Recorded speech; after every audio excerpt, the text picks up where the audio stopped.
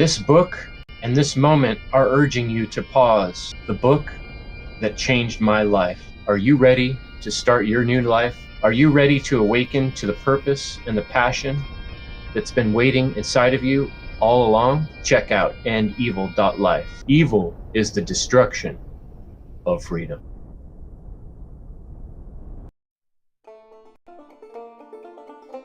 This is the End Evil podcast, where we speak raw truth.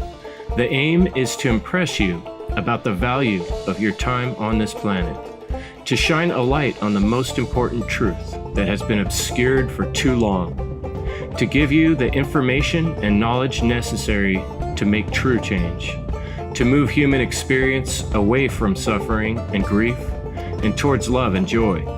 Let's begin to work towards the end of all evil. Every week, we dig into natural law, trauma programming, and the mechanisms of societal control. We replace ignorance with knowledge, fear with courage, and apathy with action. As Jeremy Locke said, evil is the destruction of freedom. Go to endevil.life.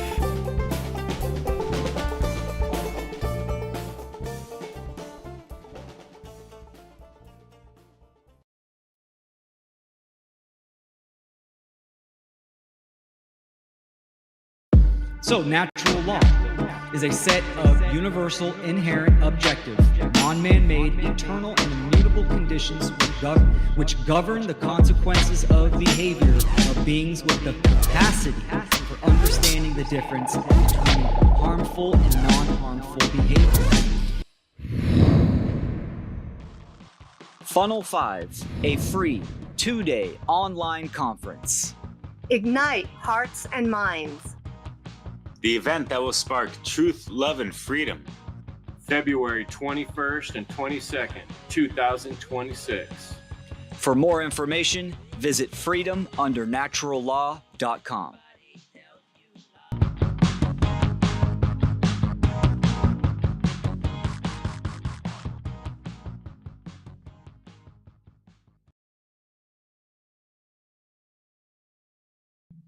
If you haven't checked out yet, The End of All Evil by Jeremy Locke, it's a fantastic book that really encapsulates many of the ideas we talk about in philosophies gathered here on End Evil podcast. And you can order that book. Go to endevil.life. That's the website that contains all the past podcasts of the End Evil podcast. And there's a store tab. You go up in the little corner and click on the little menu, and you'll see store. On the store, you can find the book, The End of All Evil, which I will send to you with some End Evil podcast stickers. Or you can get my book, The Book That Changed My Life. And those are available in hard copy. And you can also order The Book That Changed My Life in PDF form. So I want to introduce an awesome person that I'm excited to talk with tonight, a conversation. And this is Woody Martin, and Woody Martin is a fellow One Great Work warrior, a One Great Work network warrior who puts out a lot of great content. We met in Autonomy under the flag of Richard Grove with Autonomy, and Woody is an artist and a speaker, and he's become a strong natural law teacher, advocator, and I was having fun watching one of your animations this morning, which we'll talk about more. But welcome, Woody. Please introduce yourself and tell us a little bit about yourself and how you got into this. Well, first of all, Chris, I'm super grateful for having me on. It's very special. I've been following your work for a long time, and I'm really appreciate what you've been doing in the natural law and freedom community. It's great to see all that you do and all that you put out, and the community that you build with your One Great Work warriors. And so I just appreciate that. For me, what really got me really started into natural law is, I've always loved nature. And I've always kind of, if people were like, oh, like, what do you believe in? I was raised, I would say Catholic or Christian, mostly Catholic. So I came out of that and always had questions about some of the stuff there, and some of the people sometimes had, I would say, mixed or confused beliefs. Like some of the stuff that didn't add up to me, and some of these confused beliefs. So I kind of turned to nature. And, if people ask me, I would believe, I kind of looked at a lot of different religions, Buddhism, all kinds of stuff. And I'd look at nature. And I kind of believe that oneness that the Buddhists would talk about, and how everything's interconnected in nature. And then, I had a kid, and that made me want to even dig into this reality thing more. Because I went to college and I kind of escaped all that for a while and just kind of was doing my thing. I kind of just back then just did funny, goofy art and kind of spaced out like these animal paintings in space. So once I got out of that, I moved on to, I had a kid, my daughter. And so then that kind of was like, I wanted to like figure things out a little bit more.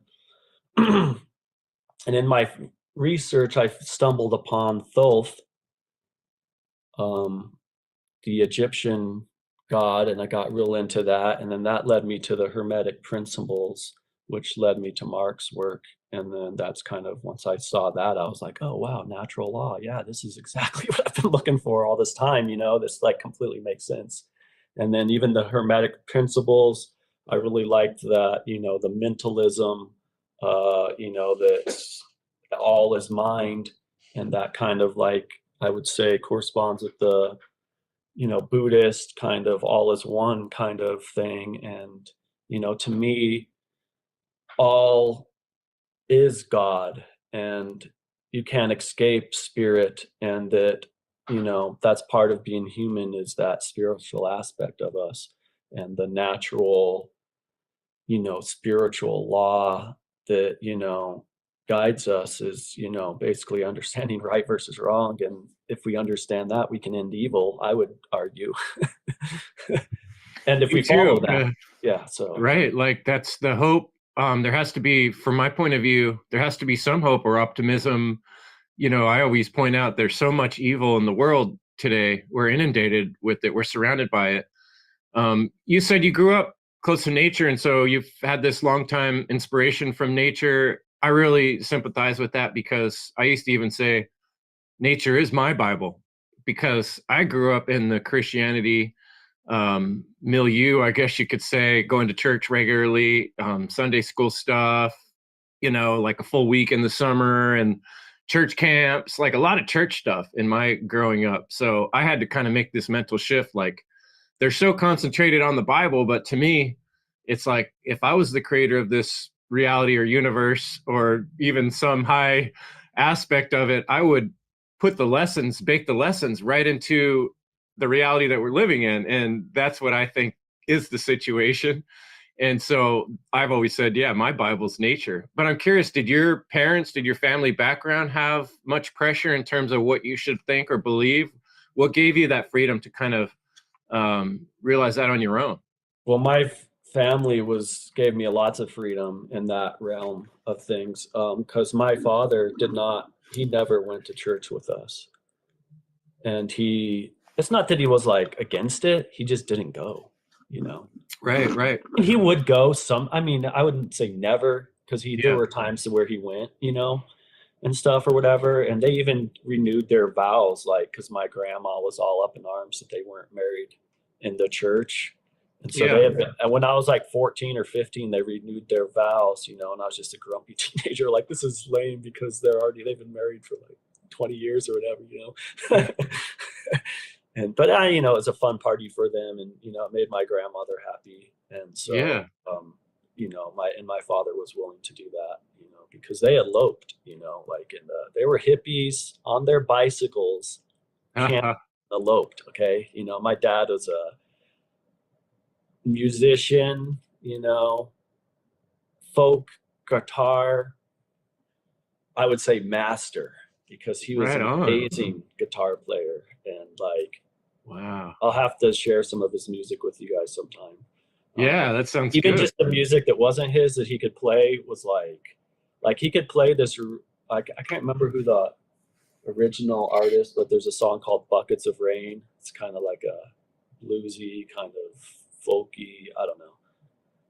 Anyways, it like there was this finger picking version of that song that he could do that was just like, oh man, it's like, Wow, do you have a recording of that somewhere? I don't know. I'd have to search, but I mean, there's other recordings that of the way he played it, that because he was inspired by someone else that played it that way, and so he learned to play it that way. And so, but yeah, it's just like some of the stuff he could play was just, it's almost like the level of like, how you see like the classical guitar players that can just like, they're all over the place and stuff. And like, Yeah. there's just like the really like alternate picking and like different, I don't know, it's hard to explain, but it was really cool. Yeah, like very high level of skill, it sounds like. Mhm. But I was really grabbing onto the fact that you didn't seem to have some of that mind control from early on in terms of the religious aspect. How about in terms of like government? And was that sort of a hard pill for you to swallow? Or I guess what I'm really getting at is what really clued you into evil in this world? So many people, even coming out of the hippie movement, are like pretty like, oh, everything's, it's okay. You just got to put good energy in the world. It's not that bad, like for a lot of people like myself, coming to terms with just how evil the functioning of our modern world is with all its stealing was a shock, and I'm curious, there had to be some points in your life where you kind of realized like, oh my gosh, this is really bad. You said you started listening to Mark Passio. I'm sure that was part of the journey, but I'm curious if there's any particular things that really clued you into the nature of evil and how bad things really are to make you become motivated to do what you're doing.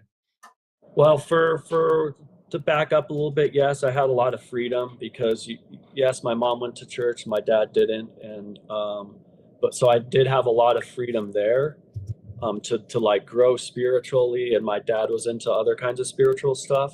But to answer that question, I think it started for me in high school when the event happened in Columbine, and I'm not going to say this was, I can't say if that was a false event or a real event, but I know people really were injured in that event because when I was a kid, my favorite park to go riding bikes at when I was little and wasn't strong enough to do the mountain bike trails yet was this place called Clement Park. And they have, it was a nice like trail, and then they had playground so you could play and then you could ride your bike, and it was a great place. Well, so right next to there is Columbine High School. And so that was pretty close to home.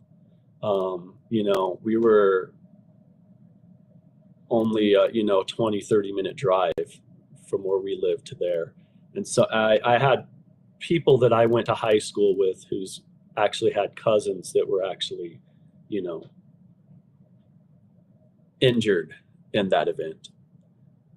But I don't want to get dark. But like that kind of like something happened at the school with the principal, and he was like, because everyone at the school was kind of like watching the TVs and about what was going on, and it was like everyone stopped doing the academics. So the principal got mad that no one was doing their academics and and then he had blowback for doing that because it was this huge like emotional thing that happened just like in 30 minutes away, and I don't know. So that triggered some stuff, and then of course not that long after that 9/11 happened, and that one was it wasn't close to home, but it was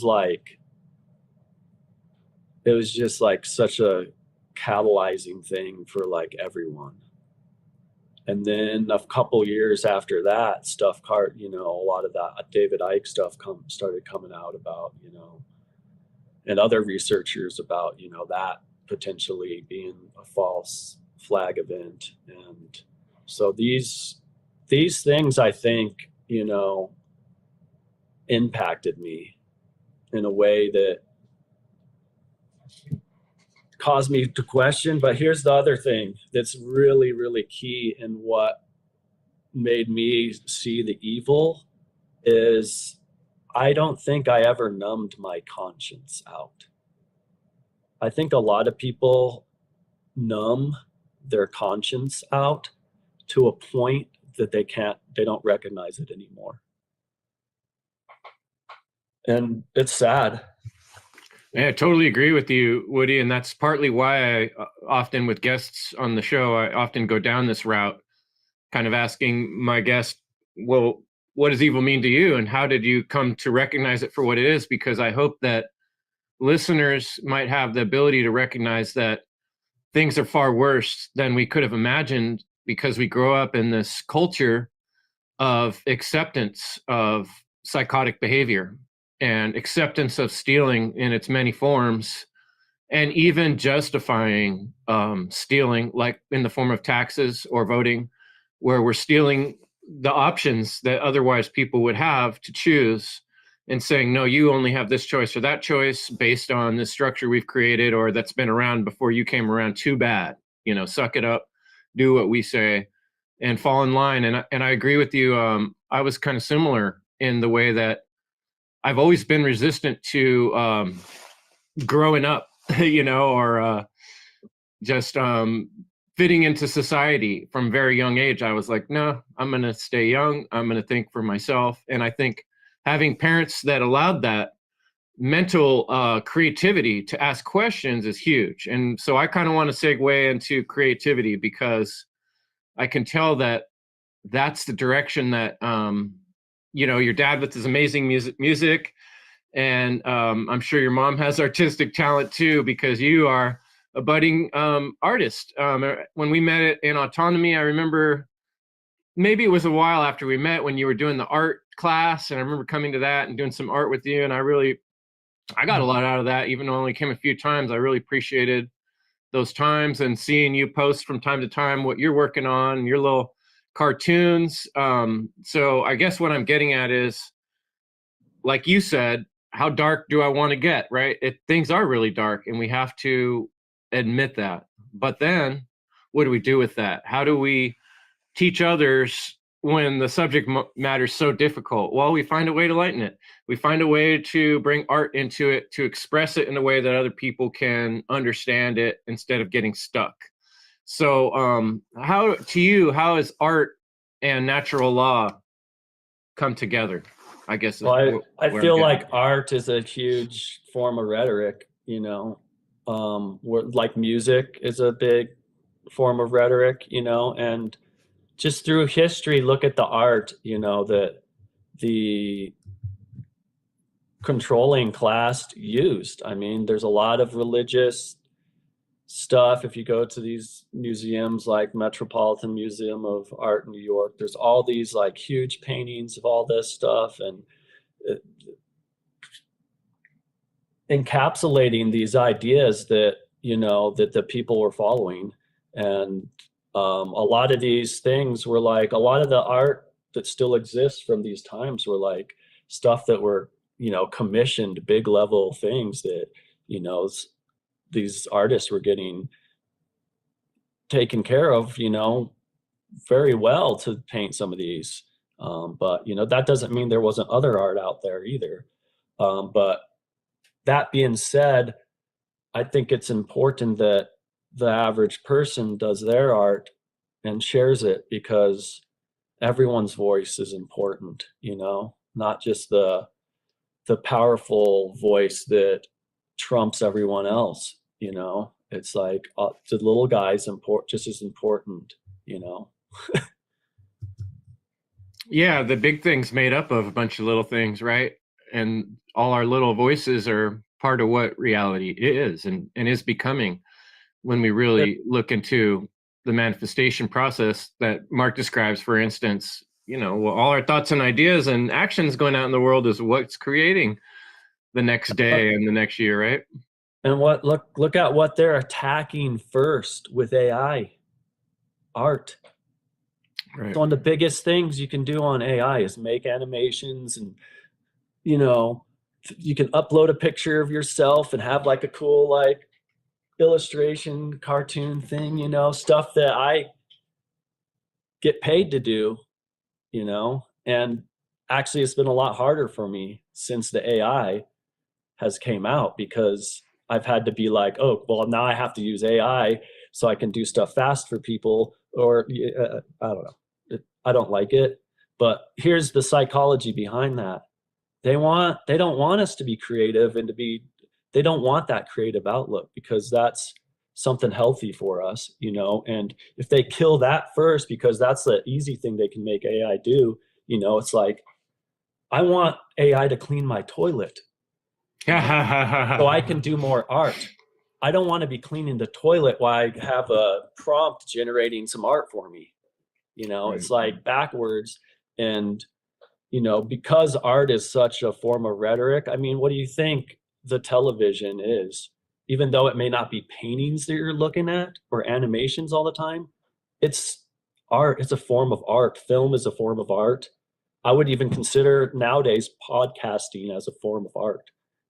These are all forms of art that are like forms of rhetoric that people can watch, and it might affect their philosophical worldview. One thing I've always been struck by too, like we were talking about religion, when I've done some traveling, especially go to like England and France, places like this, these structures where religions have taken over these structures. Whether they really built some of them or not, I don't really know. But the storyline is that, for instance, like the Catholic Church built these amazing cathedrals and structures, and some of the most amazing art in the world is built around religion.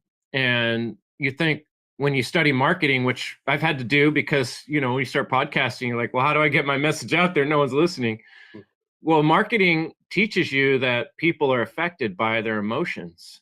And so old world marketing, before we had the internet, would have been really fancy cathedrals, really good speakers yelling, come to my fancy cathedral, right? Like, this is the coolest place to be. And you walk in and these towering structures of beauty, and you're just amazed. And it's so easy to just start falling into that believing trap, because it's like, well, look at these guys are so amazing and everything they have is so, it puts you in the state of mind.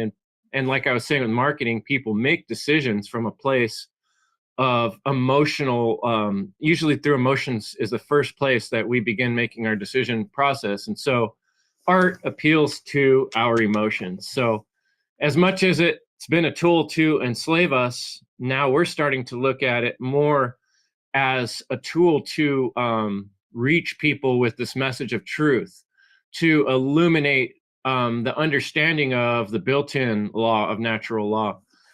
Before I ask you another question, I want to share with you, our audience, your websites. Yeah, of course. Because we got, this is artswill.com, right? Is that no, where this I'm one's so you're at Soph and Ollie. Oh, that's right the book. Yeah. That's I have a children's book. It's pretty simple. It's a right versus wrong opposites book. I have a copy too here that I can show you guys in a minute. But yeah, it's literally just like, 8 or 9, I can't remember, several scenarios where one character is doing a right and the other character or a wrong, and then that shows on the next page it shows the right. And then I obviously have the cover is the, from the tarot, the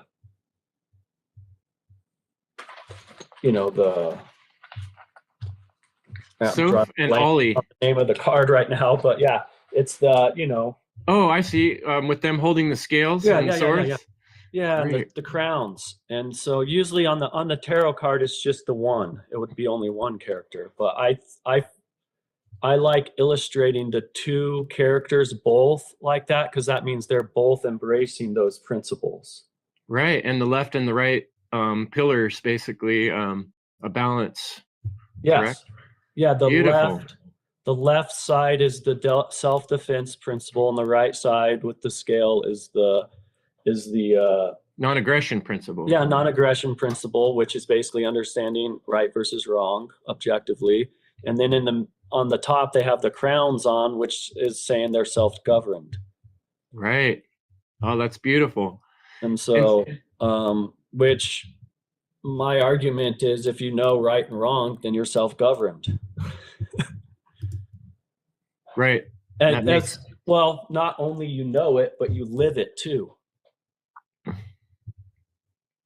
Well, and you know, you're a father, and we'll talk about being part of a family in a minute here, but one thing I've heard a lot of other folks say that I totally agree with is, you know, adults are set in their ways. A lot of us have been traumatized.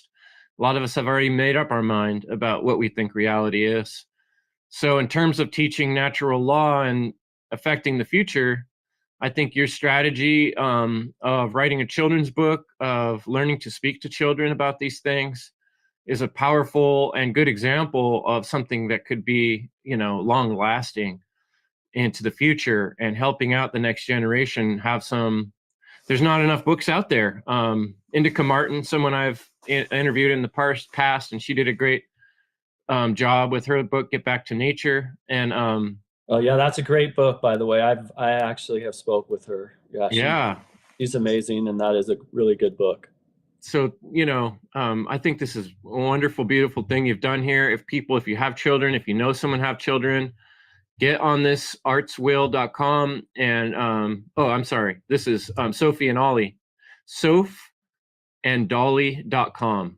Yeah, sophandolly.com. sophandolly.com. My bad. And you can get to it from Artswill too. Oh, okay. We can get to that later, but yeah, you can still get to it from Artswill. Well, let me bring up artswill.com here. My other share screen, replace screen sharing with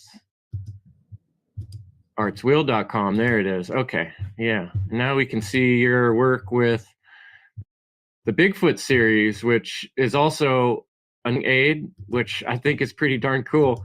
I was watching them this morning. The Bigfoot guy's name, Nimajeb. Is that Benjamin backwards? It is Benjamin backwards. My crazy brain noticed that. Oh yeah, I see where you have Soph and Ollie on and you have links to Autonomy and the One Great Work Network. Yep. And so this is Woodrow's other website, artswill.com, that I accidentally said first, but which is fine. I would say this is my main site, that everything I try to funnel everything I do to this one site. And then if you want to get to the book, you can get to the book. You want to get to the cartoon, you can get to cartoon. You know, this is actually some of my paintings. I've been doing an art show down in Pueblo at a gallery called Blowback Gallery for the last 4 years. And a lot of these paintings were done for some of those shows. In fact, next November, I have a big show down there that's going to be mostly my own work. I think that there's going to be one other artist showing there too at the time. But next November, I'm having a really big art show down there. I just got offered it the other day, a week ago. So congratulations on that. Yeah. So, well, see this painting right there. You're right there. Yeah. The gallery sold that painting a week ago. And then he's like, and he called me and it was like, where do I send a check? And I was like, you know, whatever. And then but then he also was like, oh, I want to do a show next November with you. And I was like, all right, yeah, let's do it. Right on. So yeah, congratulations. Unpack that painting a little bit. We can, but we don't have to right now. That's a good one. the imagery and the things you're sharing in these paintings prompt a person to ask themselves questions like, what's happening here? You know, you got this dark figure holding these raging dogs on a leash in front of what looks like the White House. Federal Reserve. Oh, okay. Government Federal building. Reserve Federal building, Reserve. and then look at the dog tags. Looks what's on the dog. The police. Tags. Yeah, military. You know, all those guys. Right. Just So beautiful symbology and well done painting. Wow, look at those dogs, man, snarling. You could see the drool coming out of their mouth. I love it. Yeah, so that was a fun one. But so that one sold last week, but Congratulations. I do have if you click on the support tab in the Artswell website, there is a link to I have a merch shop that you can go to, and that will that has you can get that on a multitude of products at the merch shop. It's a little bit clunky because it's just it's like a red bubble thing, which I'm not necessarily. I'd rather move my stuff somewhere else, but for now, that's what I do, and it allows me to still create a lot. So, awesome. And then people can still get some of my art and stuff. So, the backgrounds are also available because I've been having so much fun painting these digital backgrounds for the Bigfoot cartoon, and all those are available on merch there too. So, congratulations, Woody. I know personally how hard it is to get these things going, to get a store on the website, to have something where people can actually purchase things. It's a process. I remember, gosh, it's probably been more than 5 years since we met in Autonomy. I always forget now whether I was season 4 or 5, but you came in real close to that following season, or maybe even the same as me. And ever since then, I've been working on trying to get something for sale on my website. It was just this last year when I finally got my book for sale. And so, yeah, I think it's a huge step in the right direction, what you're doing. You have things that people can purchase, things that people can look at. You're setting an example for other people, the world, future children, how to express yourself in a way that doesn't cause harm to others. And not only that, but teach the lessons of natural law in a fun way. And so jumping off that, I want to talk about Bigfoot. I love Bigfoot because, okay, first of all, I'm going to say one of the big things in my journey that really kind of pushed me over the edge before I got real deep into, I don't remember if it was before I got deep into Mark Passio's work or partway in, probably it was partway in because he mentions Lloyd Pye. And I remember watching this video, and I've shared it to people. Anytime the subject of Bigfoot comes up, I'm like, you guys heard of Lloyd Pye? You need to watch this Everything You Know Is Wrong video. And so listeners, if you haven't yet, don't check it out now, but write down Everything You Know Is Wrong by Lloyd Pye and check out his work. And then let's hear what you have to say, Woody, about Bigfoot and your cartoon and this idea you came up with. Well, my idea was that so the original idea was I wanted to do a cartoon with a character who's not human, but is studying humans. And so I was like, I could do an alien, I could make up, some stuff. But then I was like, Bigfoot. Bigfoot supposedly lives on Earth. And I was like, well, if he's real, he's been able to elude us for this long, other than some alleged sightings and stuff, and there's a lot of people out there that say they have proof that he's real and that there's lots of them, and there would have to be lots of them. There would have to be healthy populations of them to have a sustainable species, But anyways, most of my cartoon isn't about Bigfoot, and it's about him studying humanity and the fallacies or the problems with humanity that him and his species has noticed, and he's essentially teaching natural law in a way where he'll kind of bring up something where humans are diversing from natural law, or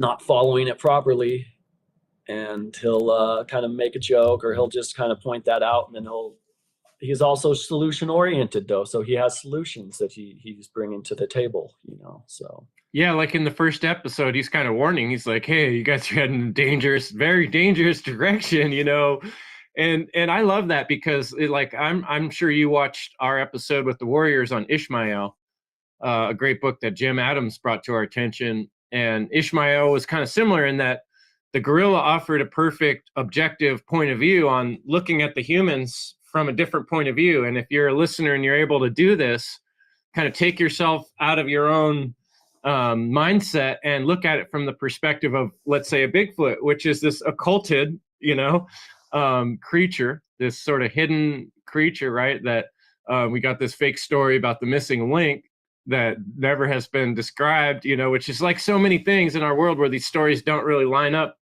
with reality. And that's why I'm pointing people with Lloyd Pye. But I thought Bigfoot was a perfect way to engage the imagination of the listener. When just I talk and say, natural law is an inherent law in nature having to do with the consequences of human behavior, a lot of times that just goes right over someone's head. It just sounds like a bunch of big words and me talking. But when you make a fun background, beautiful background, and the waterfall come in and Bigfoot shows up and he's saying, "Hey, humanity, you guys are going to destroy yourself," it allows someone to kind of look at it from the storytelling point of view and like put themselves in a different place than they normally would. And I think that's the beauty of art. It allows us to capture the imagination and perhaps with children, introduce some ideas, or your paintings. Like I'm just thinking of the one too, Occulted. It shows the books as an open book, and then there's a book that's locked. Right?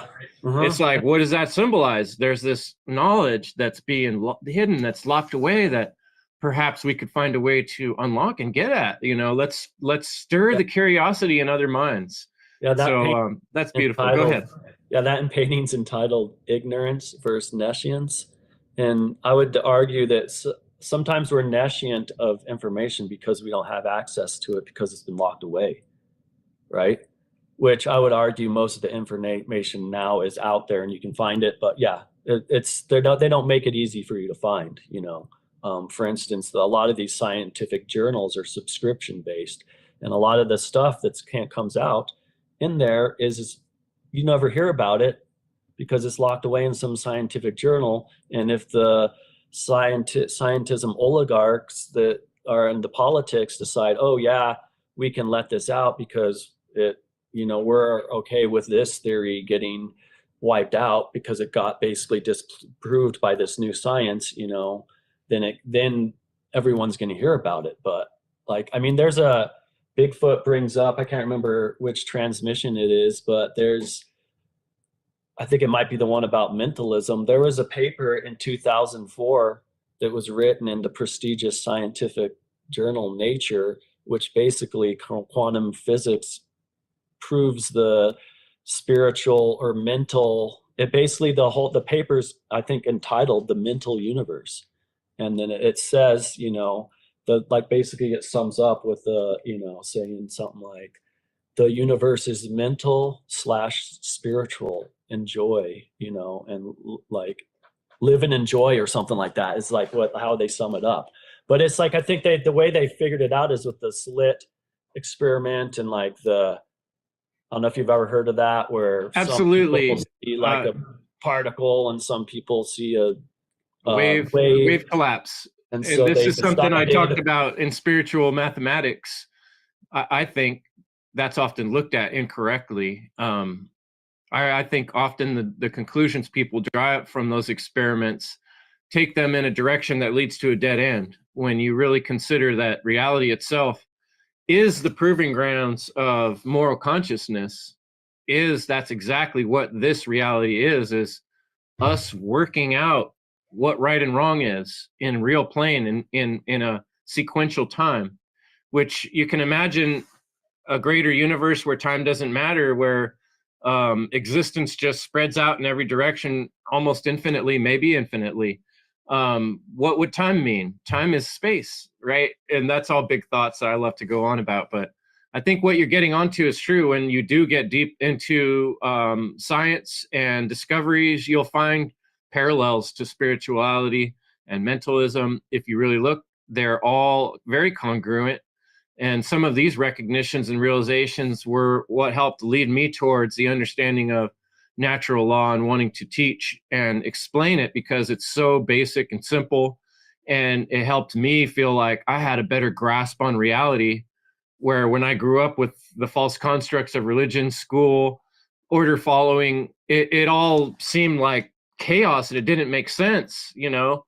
And some of these events that happened, like you described, you know, these kids shooting up the school and people getting hurt, and 9/11, all these people dying, were sort of jarring moments that made me realize, like, there's something wrong with this whole equation that we've been given, where it doesn't all add up to reality. There's something false about it. And you can tell when someone's lying to you if you're paying attention. You can tell when the world's lying to you when you're paying attention. And so I think people are starting to recognize that, or they do on different levels. But the question is, how do we jar them to actually realize these things consciously and help share in the work of changing things? And I think you're doing that with your art and stuff. But what I'm curious about, interpersonal relationships. This is something we talk about on this podcast because we all struggle with it. I recommend everybody be doing something like you're doing. Have a website, be putting out some kind of work. That's really the work. But that being said, we still have the struggle of dealing with family and friends and acquaintances and people that do not get what we're saying. And that can be extremely frustrating, especially on a week like this, where it's like Thanksgiving. You got family members coming all together and they all have their ideas of what reality is. And you try to interject something truly important and you get shut down and beat up mentally by people. So I'm curious about your experience with that, dealing with family, friends, people you talk to, with these conversations, with your realizations. How's that go for you? It's a mixed bag, you know, but it kind of depends. There's some people that I can't really talk about this with. They're too calcified in one direction or the other. And there's some people that are open and receptive.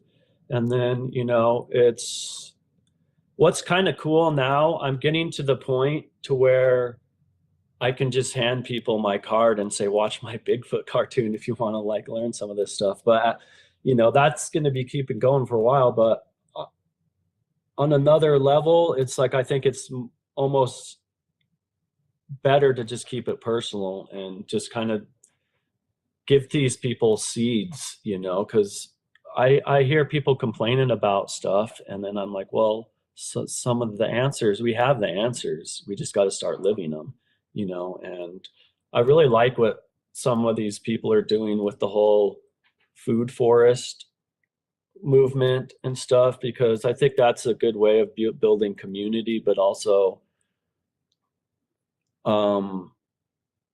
coming up with sustainable ways to feed ourselves that aren't, you know, going to the grocery store and buying the groceries from the powerful controlling class or whatever you want to call them, you know. Yeah, like Corey Enderlat's been doing a great job on that, and with this Health Revealed crew. Wonderful girlfriend Leslie is part of that team. Health Revealed, helping people recognize how many of the structures of our modern world are needing to be replaced with something more positive that actually cares about humanity, actually cares about being human, you know, instead of falling, like you were saying, into this AI mechanized world that seems like things are heading in that direction more and more. And that's not going to help us get more community. It's not going to help us get more fresh food. It's not going to help our bodies, our physical mind or body. So what are some of the things in your life you've found that help sustain you and your family and keep you healthy in the shape of being able to do this work? Because there's a lot of challenges, right? Well, I've had a journey, and I really had to take care of some shadow stuff, you know. I mean, honestly, when I first met you in autonomy, I wasn't really coming out with that much stuff. I just kind of went to autonomy, learned some stuff, and then it took me, I think, another year or two before I came out with my book here.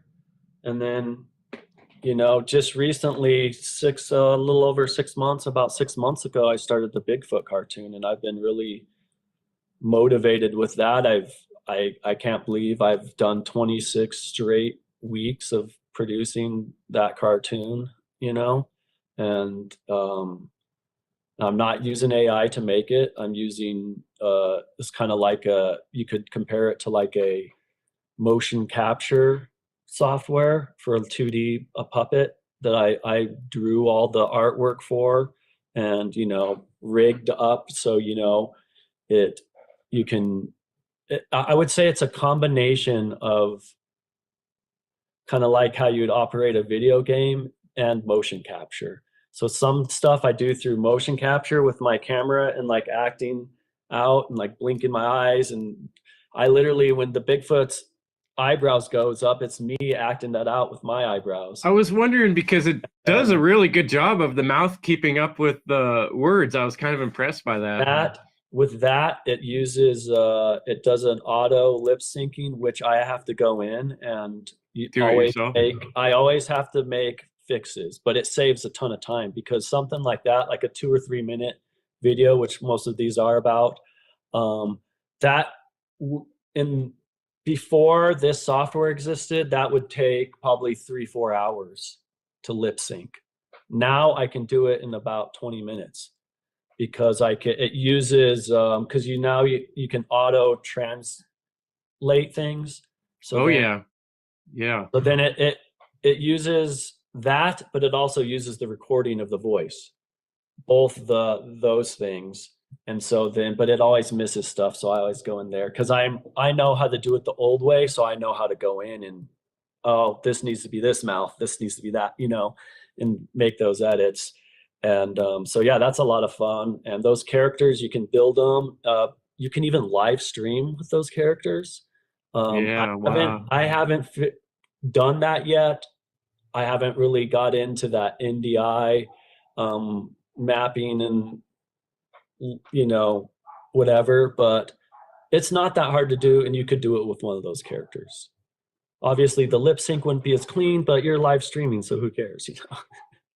Yeah, there's little bit different expectation, and there's always this progression of learning. And then this is another good topic, actually, technology, because like we were talking about last week, the rise of AI and technology going more into its own possibility of more evil coming into it, in that it thinks for itself and it's being programmed by evildoers behind the scenes.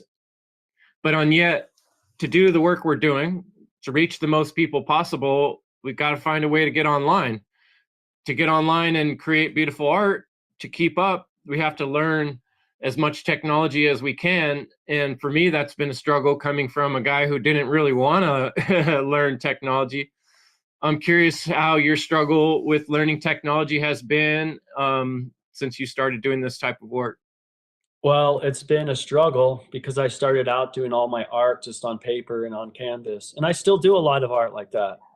Like some of those paintings you were cycling through on the website earlier are actual oil paintings on canvas and stuff, But I had to not fight it. And in school, when I went to art college for animation, I had to learn some software and learn how to do things. And some of those softwares I still use, like Photoshop, After Effects, Premiere Pro. I use those quite a bit. I've actually done some animation work with Photoshop. You can do this video timeline. And I made a whole little animated video I haven't showed yet, but yeah. Or you can use Adobe Fresca, which is on the iPad, which you can animate, which is what I've been drawing. All the Bigfoot art is in all Adobe Fresca. And you can animate in Adobe Fresca, and then you can put that in Photoshop. And, it basically is kind of like Photoshop, but it's more geared towards drawing, and they have a lot of different more brushes and stuff in there than it is towards like manipulating photos. But yeah, you would take that into Photoshop, and then the Photoshop file, you have your layers, and as long as you have your layers named properly for your puppet, then you just put it into the Adobe Animate software, and you have your puppet there. You can rig it. There's videos online. It's not that hard to do, really. and I can do that for people. If people need that done, I have a service where I don't have it like formally laid out on my website. I need to do that at some point. But I am open to commissions if people need help. If they're making a video and they're like, I don't have this image, I need an image, and I don't want to use AI. I can do that kind of stuff for people. Or Fantastic. if someone wants a puppet made, they're not an artist, but they want to do a podcast and they want to have a puppet instead of being on it, I can make them a puppet and teach them how to use the software at a level of just controlling the puppet. And are you able, Woody, to kind of make your income doing your artistic work, or do you have to supplement that with other type of work? I have to supplement, but right now I'm mostly doing video editing, and I'm doing a lot of stuff. But yeah, right now I'm mostly just doing that, my art stuff. Good for you. That's impressive. My biggest client right now is I do video editing stuff for, and it's not in the natural law realm at all. But yeah, I do, I'm building things up, and I'm getting to where I can fully sustain myself. But right now I'm having to do some things on some side hustles, or I've had to pick up with some part-time jobs and stuff here and there just to keep food. Well, yeah, and you have a family, kids, and I think that's an important topic too, because I think a lot of people, when they run into natural law, become recognizing that government is a form of slavery, and a lot of the jobs associated with government and order following provide a lot of money for people and security, right? And so if you come to realize, like I did, I'm involved in a sick system. I'm getting paid through money that was stolen from people. I don't want to be that way. That's kind of like where people like yourself and myself went to, like a school like Autonomy, went to Mark Passio's How to Become the True Media, in hopes of sort of separating from the mainstream typical job lifestyle. But it can be very difficult to keep yourself afloat. And I found the entrepreneurial lifestyle requires being willing to try different things, being willing to, create multiple ways of bringing money in, and sometimes cutting it closer than we want to, cut it. It was much more comfortable when I had a steady paycheck coming from a government job, but I can't be doing that while I'm talking about ending evil, contributing to evil. So I really appreciate that you're living that lifestyle, as difficult as it may be, while supporting your family and while trying to teach these lessons. So that's impressive. Thank you for doing that. Yeah, I'm building stuff though, and so I'm trying to do it in a way that hopefully I can start turning that into, some income, because like I said, with the and I have made some sales here, but like with the Bigfoot cartoons, some of that you can get on the merch website. You can get not all the backgrounds yet, but at least half the backgrounds that I've done for Bigfoot you can get as like a wall print or a pillowcase for, a throw pillow, or all kinds of different, like a tapestry like Chris has hanging behind him.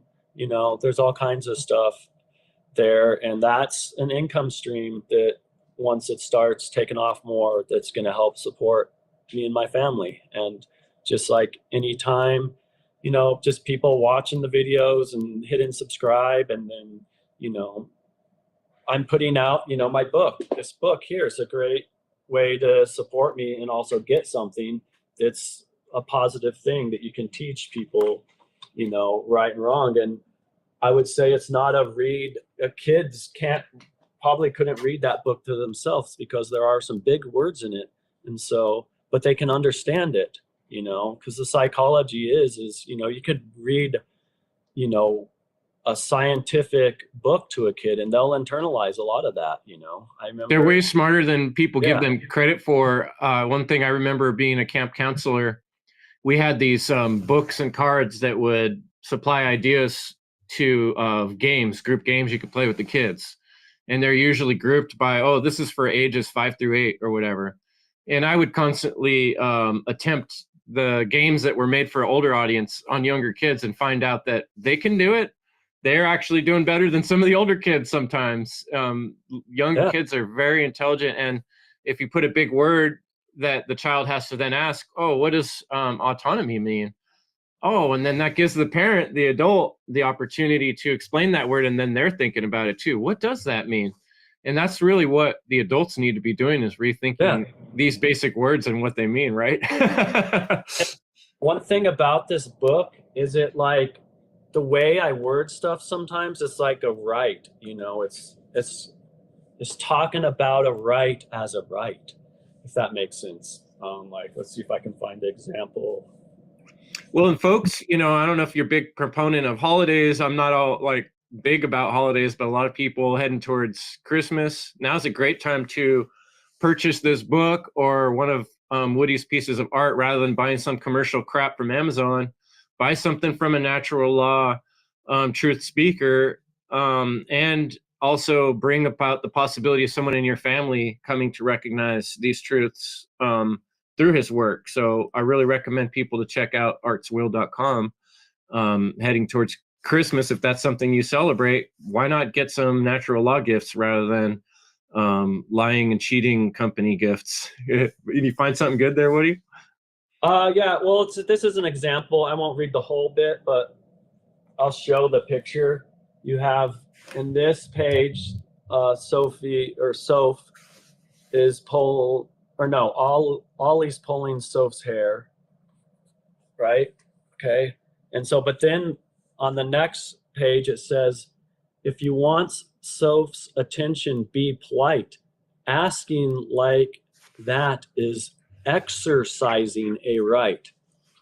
And so that word exercising is important, because when a lot of these government people talk about their rights, they're always talking about exercising rights, and this is how you exercise your rights, or, you know, but they're talking about their man-made law rights, where this is bringing that to your right is actually all a right is an action. Right. That does not cause harm. They want to exercise it like the exerciser. Most people are confused that a right, they think it's something that is granted to them by the government. No, it's all it is an action. And it's all right versus wrong is action polarity. So you got wrong on one side of the pole and right on the wrong other side of the pole. And I'm not saying that they're the same thing, because wrong is definitely objectively different real life. And I would say that they're both, you know, but there's degrees of wrongness, right? You know, like stealing a candy bar isn't as bad as stealing someone's life, you know? Absolutely. So there are degrees there, but it's still objectively a wrong either way, because you're committed theft in some way or another. And so it's like, you know, are you stealing or not stealing? It's like, that's a polarity though. It's like, if you don't steal, you're on this side of the polarity. If you are stealing, you're on this other side of the polarity, you know? And, you know, it's one of those hermetic laws of polarity, how you have, like, you know, the temperature is an example where, you know, it's a spectrum. Degrees. Yeah, it's a spectrum. You know, everything has a spectrum, but there's a line where that spectrum separates, you know.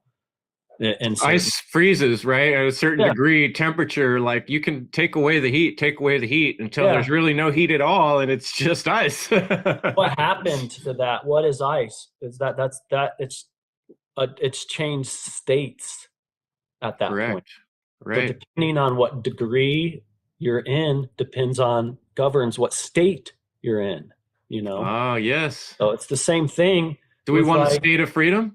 Yeah, if you want to state of freedom, require? You have to be in right action, right? So it's a state. It's just like if you're if in science where they're like, oh, this is a gas, liquid, or solid, you know, those are just states based off of what degree of temperature it is. If you're looking at that those, gas, liquid, and solid of water, for instance, those are all states, different states that it can be in that differ by degree of polarity, you know.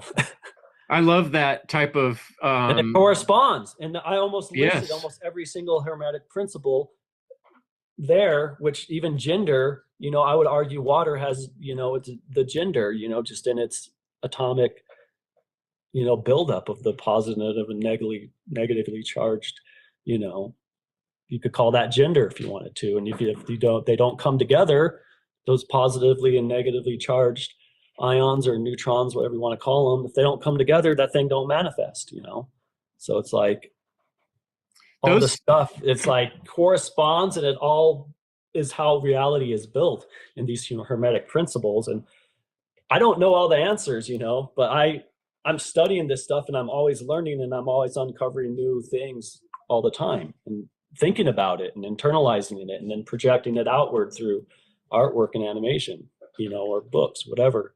And that's a beautiful process. Music, right? Too. I've been getting back into music, just like you, Chris. You said you kind of were out of the music for a while. I've been the same story for me. I've been out of it. I'm getting back into it.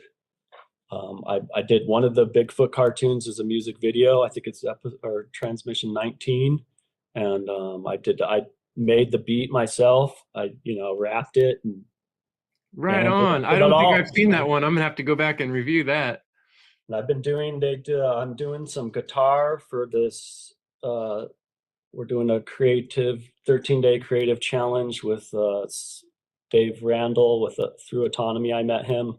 Oh, yeah. He does a 13-day creative challenge things, and he has his Team Doodah, and he has Planet Doodahings, and it's kind of like the same concept as Bigfoot, where they're outsiders giving humanity advice, kind of thing. And but he's doing a great thing, and he does these cool creative challenges, and so Bigfoot is on one of them, and we're doing some guitar work. I'm actually supposed to be teaming up with Hypothesis on a music video. Oh yeah. And Conrad. I'm supposed to be. It's kind of been backburnered, but he wants to do. We're doing one of his songs, and I'm gonna make a Conrad foot. Yeah, right on. I don't know if you saw, I did a little music video. Yeah, I saw that. That was Conrad, awesome. And that was my attempt at doing some animation, making cartoon versions of Conrad and myself. And I did use some AI in that process to create those movements. I saw that. But it was fun, and I enjoy doing that type of thing too. And you were using the word exercise, and that made me think. A lot of this work we're doing, even what you were just describing, like finding congruencies, finding the parallels between the Hermetic principles and a thought process, trying to find the synergy between symbols. Like I had a whole series on symbolism on the End Evil podcast. These exercises that we go through in our mind of trying to grapple these things. How do I express this in a way that's more palatable to others? How do I explain to myself these problems I see that aren't being solved? How do I be part of the solution? It's not easy, but it can be fun if we do it in an artistic manner. Just like getting ripped with muscles, you got to put in the reps, you got to put in the time, you got to think about these things, you got to wrestle with them. And I think there's a tendency to say, oh, that's too hard to think about, I'm not even going to do it, where we're trying to encourage listeners and people to, play with these ideas, exercise with these thoughts and concepts. Try them in different ways. Try expressing them and see what comes out. And you're going to learn. And it feels good to learn, right? Yeah. And I think outsourcing all of your entertainment is a problem too, because that's what most people do. Is they outsource their entertainment, they hit play on a magic light box, and it displays entertainment to them. Where the cult, ritual of becoming an apprentice would be initiation, right? And initiation is a word I've always loved because it means like getting on the bike yourself, getting a hold of the steering wheel and starting to make your own choices instead of relying on some other bus driver to take you somewhere. Now you're the driver of the train or the bus or whatever you want to imagine symbolically your life. You're in the steering wheel. You're putting the art on the blank paper. You're putting the media on YouTube instead of allowing corporate structures or evildoers to, create that for you. We're creating the future that we want to see. And that is beautiful work you're doing on that, Woody, and inspiring people. I really appreciate that. Sure. And even if you don't want to like do stuff like I'm doing, where I'm trying to teach natural law and stuff, I encourage people to just pick up a pencil, even if you don't think you can be an artist, and draw something. You know, there's great mandalas or in a great abstract art. It's a great therapy. You know, Mark just did his shadow work. I was enjoying that yesterday. I would say something we could talk music. about. If you're having problems, learn how to play an instrument. Instruments are a great tool for shadow work, I would argue. And I wasn't part of his seminar, so I don't know what his take on stuff is, but if I have a bad day, I can come home. I have multiple instruments that I can sit down on, and I could either strum it out on a guitar, or I could bang it out on a keyboard, I could bang it out on a drum. You know, some of these things are very important. And you don't even have to, a lot of times, I'm not even playing a song that's a real song. I'm just like channeling almost like energy through my body. And I know enough about music that if it sounds good, I like it and I keep playing that. If it doesn't sound good, I try a new way to play something until I like the way it sounds, you know? And then I can loop that, I can record it, I can remember it, I can forget it, I can never come back to it, whatever, it doesn't matter. But I'm having fun, and I'm getting, or sometimes it can be frustrating, or sometimes I'm just getting out some frustrations, you know. It takes your mind off of it. You're banging on the drum, and you're letting out that energy in a positive way that isn't on your family or on, you know, your neighbor or on your girlfriend or on your, you know, whoever might be close to you in your life, and you're just in a prickly mood because you had a prickly day. You know, it's like, take that out on your, I'm not saying take it out on your instrument by destroying your instrument, banging your guitar, taking right? it out, let those emotions flow through you and out through the music. And that can be art. You know, so prophetic. I'm sure you've experienced this. Every artist I've ever had this discussion with says, a lot of times I wrote a song or I drew something, and then it didn't even make sense to me until 2 or 3 years later or 10 years later. And I'm like, oh my gosh, that thing that I created way back then was almost telling my future. Like, I didn't even realize how true it was at the time when I made it. The words didn't even make sense to me. But now when I listen to a lot of the old songs I created, I listen to them now and I'm like, damn, I didn't know I knew that stuff back then. I don't think I did. I think God, whatever you want to call it, the universe, the creator, the essence of reality, our divine source, it allows it to come through us. And when we create that, we just let ourselves be a crystal, a channel of letting the truth flow through us. And that's when sometimes we can make incredible discoveries. So that is a powerful part of doing the work you were talking about, Mark, shadow work. He gave some pretty specific methods in that course on how to do shadow work. But I think one that you're talking about is something I have used successfully in my life we got so much emotions from being in slavery, from being traumatized our whole life, from being treated like slaves in so many ways, that there's a lot of trauma and bad feelings that need to be dealt with. And doing art and expressing ourselves is one healing modality, one way to work through some of that, to that point where then we can help and teach others and be part of the great work. So that's me going on a lot, just excited about what you were saying.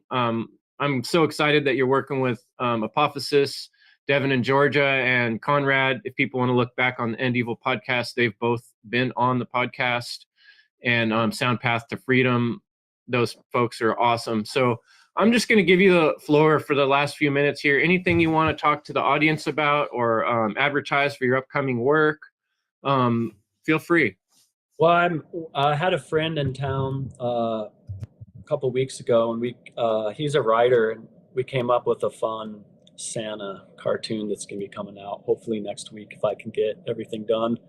Other than that, my Bigfoot cartoon premieres weekly at 3 p.m. Mountain Standard Time, or what I guess we're on Mountain Standard Time now, but it's 3 p.m. whatever time Mountain Time is, weekly.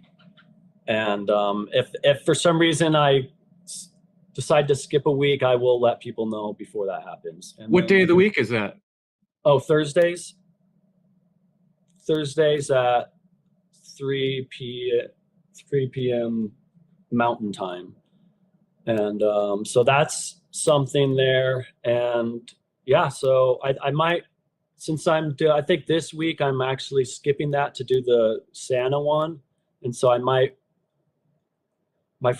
we might release that on Friday instead of Thursday. We'll see. But typically moving forward, for sure, I try to, always have those cartoons out at 3 on the Thursdays. And then, obviously my website, we went through the artswill.com and the sophanolly.com. Those are great ways that, if you want to buy a children's book for your children, that's a great way to support me. Or if you click the support tab on the artswill.com, there are a number of ways to support me, which even include if you want to commission me to do something. I'm old school. I have the phone number right at the top right-hand corner there. You can just give me a call, or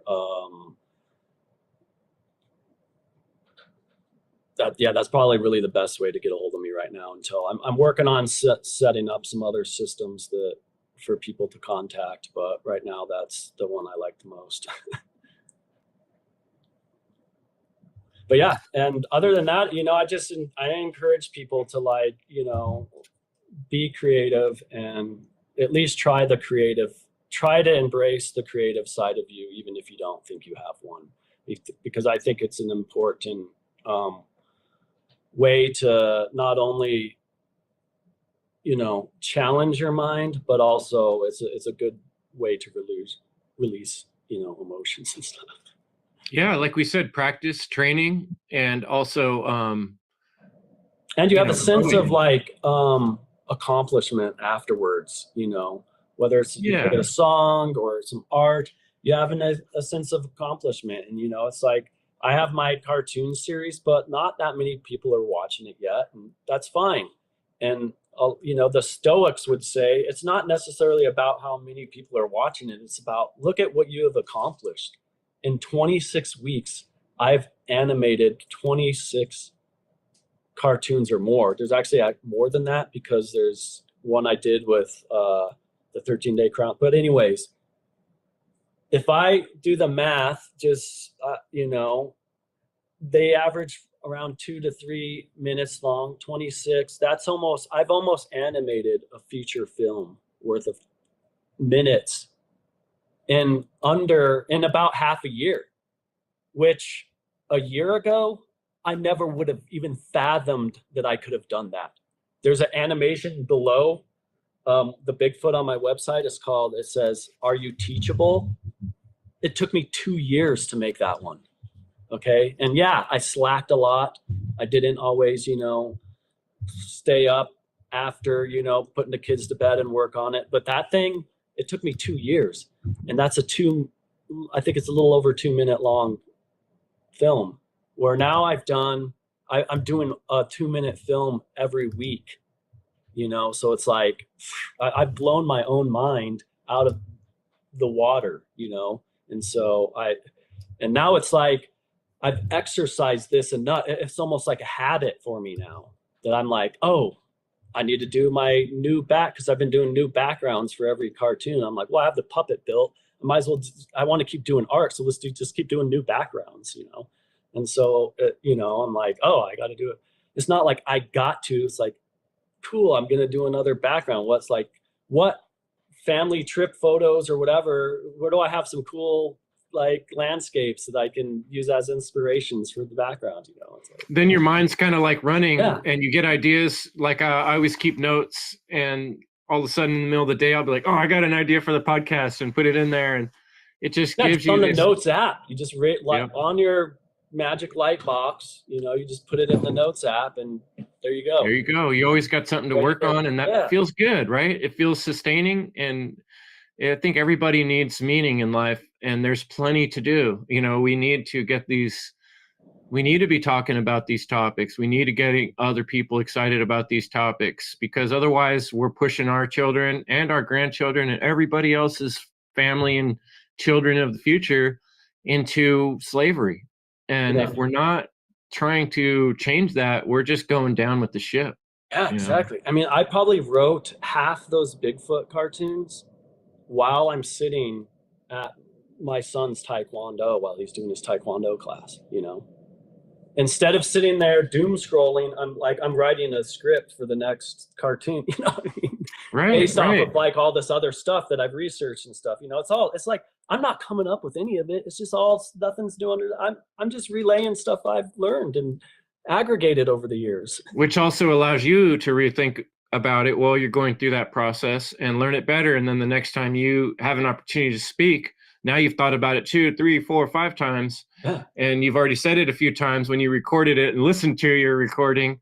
And then now it's like, boom, it's right on the top of your mind. And I think some people watch some of these shows and they're like, man, how do these people are able to speak so succinctly and clearly? It's because we've been practicing. And this is all about consistency. You got to find a way to start doing something on a weekly or monthly basis. And it really does build on itself. Like you're saying, you know, I can remember just starting in 2020, putting this podcast out, you know, being lucky to get 2 or 3 views, you know, now, you know, there's hundreds of thousands of downloads. It's amazing. It blows my mind how many shows that have been created and how much work has been done, that I made a book. You know, it all comes from just sticking to it and being consistent. And so that's what we're encouraging the audience to do. And, oh, I forgot to mention, you're going to be having some of your art displayed in the coming up Freedom Under Natural Law Conference. We're looking assorted, excited to see you there and your name on the list of people that are going to be part of this conference. So that's going to come up in February 21st and 22nd. And so people check out freedomundernaturallaw.com for that. And check out artswill.com. Check out Woody's book for children. You know, every household with kids should have that book, Wrong versus Right, by Woodrow Martin. And soaphandollie.com. And thanks so much for joining me today, Woody. It's been a great convo. I'm sure we'll have another in the future. Of course. Yes, this has been a pleasure. Always love speaking with you, Chris. Yeah, thanks so much, man. And I hope you have a wonderful day with your family. And if people are out there enjoying a holiday with Thanksgiving, I hope we gave you some things to think about and some things to share with your loved ones and some reasons to care. Yeah, perfect time to pick up an instrument or dust off that piano in the corner at maybe you're visiting some like your parents, maybe they have a piano there or something. Who knows? You know, perfect opportunity to dust that thing off and think around on it. Yeah, and maybe if people don't want to hear the way you have to put things, maybe they'll be a little more keen to hear how Bigfoot has to say. So that's 2 p.m. on Thursdays in my time, Pacific time. And then I do the podcast Thursdays at 6 p.m. So same day, we have a similar consistency.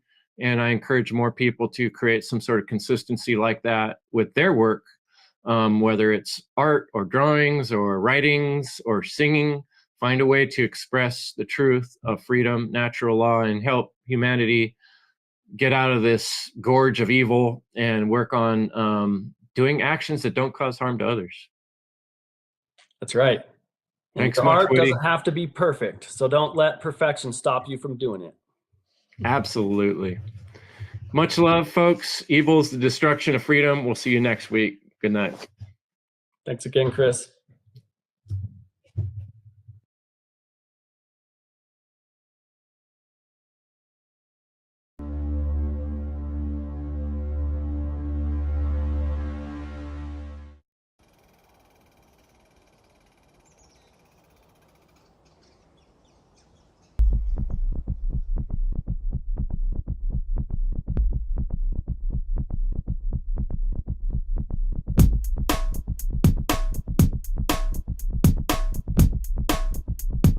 I'm Bigfoot and I'm here to say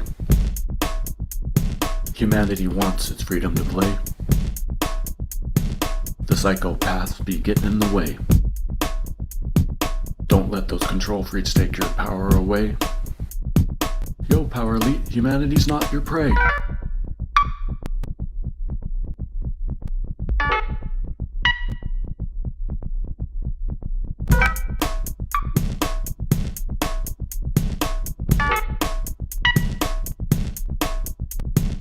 The solution is in plain sight. With collective love, we win the fight.